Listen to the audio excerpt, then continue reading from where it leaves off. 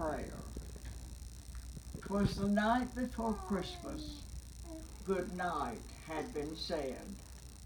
Little Annie and Willie had crept into bed. There were tears on their pillows and tears in their eyes, and each little bosom was heaving with sighs.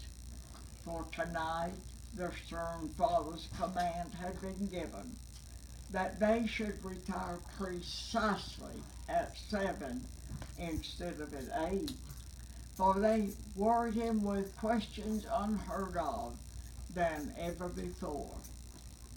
He told them he thought this delusion a sin. No such a thing as Santa Claus had ever been, and he hoped after this he would never more hear how he scrambled down chimneys with presents each year.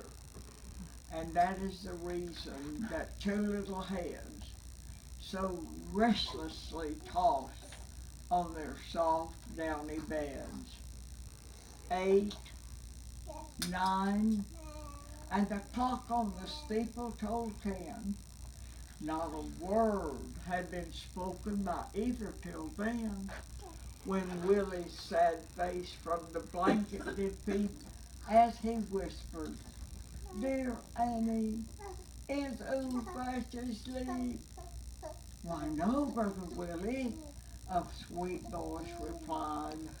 "I've long tried in vain, but can't shut my eyes, 'cause somehow it makes me so sad, because dear Papa has said there's no Santa Claus."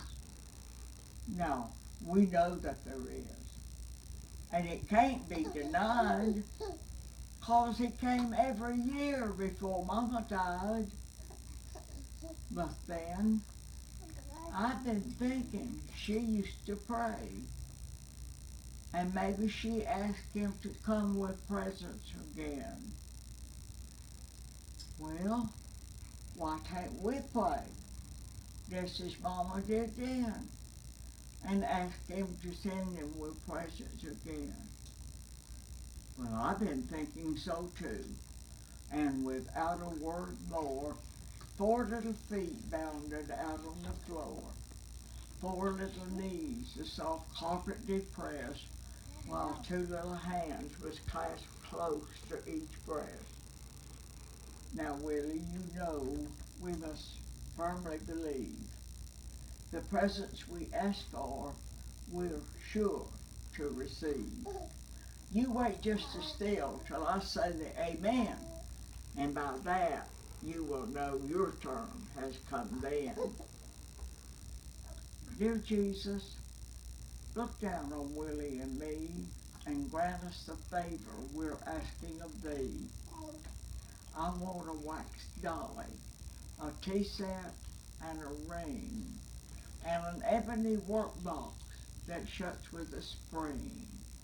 Bless Papa, dear Jesus, and cause him to see that Santa Claus loves us far more than does he. And don't let him get angry and fretful again. With dear Brother Willie and Annie. Amen. Please, Jesus, let Santa Claus come down tonight, bring us some present before it is light. I want you to give me a nice little sled with bright shining wonders and all painted webs, a box full of candy, a book, and a toy. Amen, Jesus. I'll be a good boy. The prayers being ended, they raised up their heads, and with hearts light and cheerful again sought their beds, and was soon lost in slumber, both peaceful and deep, and with fairies in dreamland were roaming in sleep. 8, 9, and the clock on the steeple told 10, ere the father had thought of his children again. I was harsh with my darlings, he inwardly said, and should not have sent them so early to bed. But then I was troubled, My feelings found vent. Her bank stock today had dropped 10%, but they've forgotten their problems. They're this, and then I did their thrust as for a kiss. But just to make sure, I'll steal up to the door, 'cause I've never been harsh with my darlings before. So saying, he gently ascended the stairs and arrived at the top to hear each of their prayers. His Annie's blessed papa brought forth a big tear, while Willie's grave promise fell sweet on his ear. Strange, strange, I'd forgotten, said he with a sigh, how when a child I longed for Christmas to draw nigh. I'll atone for my harshness, he inwardly said, by answering their prayers ere I sleep in my bed. Then he turned to the stairs and softly went down, threw off velvet slippers and silk dressing gown, donned hat, coat, and boots, and was out in the street, a millionaire, facing the cold, driving sleet.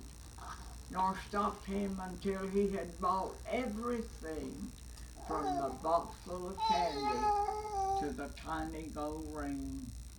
Indeed, he kept adding so much to his store, till his numerous presents outnumbered his score. Then homeward he turned with his holiday load, and with Aunt Mary's help in the nursery was stowed. Miss Dolly was seated beneath a pine tree, by the side of a table spread out for her tea. A workbox well filled in the center was laid, and on it the ring for which Annie had prayed. A soldier in uniform stood by a sled, with bright shining wires and all colored red. There were balls, dogs, horses, books pleasing to see, and birds of all color were perched in the tree, while Santa Claus laughing stood up in the top, as if getting ready more present to drop. And as the fond picture the father surveyed, he thought, for his trouble he had amply been paid. And he said to himself as he brushed off a tear, I'm happier tonight than I've been in a year. I've had more pure pleasure than ever before. What care I if bank stock drops 10% more? So saying, he gently extinguished the light and tripping downstairs retired for the night. As soon as the rays of the bright morning sun put this darkness to flight and the stars one by one, 4 little eyes out of sleep opened wide, and at the same moment their presence espied. Then out of the bed they sprang with a bound. The very things wanted were all of them found. They laughed and they cried in their innocent glee and shouted, Papa, come quick and see what presents old Santa brought in the night. The very things wanted and left before light. And now added Anna in a voice soft and low, you believe there's a Santa Claus, Papa? I know. While dear little Willie, climbing up on his knee, determined between them no secrets would be, told in soft whispers how Annie had said, their dear blessed mama so used to go, so used to and kneel down by the side of her chair, and God up in heaven would answer her prayer. And then we got up and played just as well as we could, and God answered our prayers. Now, wasn't he good? Well, I should say that he was, if he brought you all these and knew just what presents my darlings would please. Well, well, let them think so, the dear little elves. 'Twould be cruel to tell them I did it myself. Blind Father, what caused your stern heart to relent, and the hasty words spoken so soon to repent?